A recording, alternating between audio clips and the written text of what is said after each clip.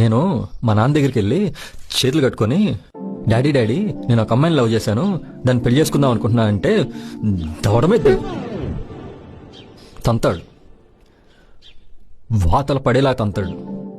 అందుకే అన్నీ మూసుకొని వెళ్ళా పెళ్లి చూపులకి. 4 పెళ్లి చూపులకి వెళ్ళా. ఈ 4 పెళ్లి చూపుల్లో ఒక్కళ్ళంటే ఒక్క అమ్మాయి కూడా ఖాళీగా లేదు.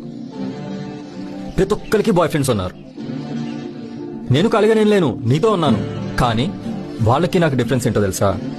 వాళ్ళకి పెళ్లి వేరు, ప్రేమ వేరు. ప్రేమించినోడితో పెళ్లి జరగకపోయినా వాళ్ళకేం పర్లేదు. కానీ నాకు అలా కాదు. నాకు ప్రేమ పెళ్లి రెండూ ఒక్కటే.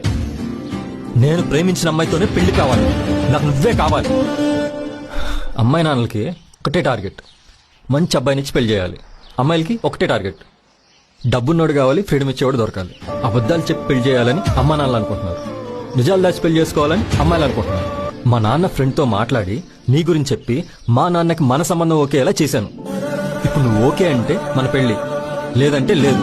ఏంటన్నా మీరు మమ్మల్ని మోసం చేస్తే గడ్డాల మీసాలు పెంచేసుకొని ప్రపంచానికి చూపించేస్తావా?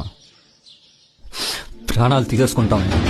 మీరేమో మోసాలు చేసి పెళ్లిళ్ళు చేసుకొని అరకులో హనీమూన్కి వచ్చాను ఫ్రాన్స్ అని సెల్ఫీలు తీసుకొని స్టేటస్ పెడతారు. అయినా ఇప్పుడు అంతా ఎందుకే? నేను మోసం చేశాను, అంతే కదా? మోసం చేశాను. పో, మా తాత చచ్చిపోయినప్పుడు కూడా ఎడవలేదే, నీకోసం ఏడ్చాను.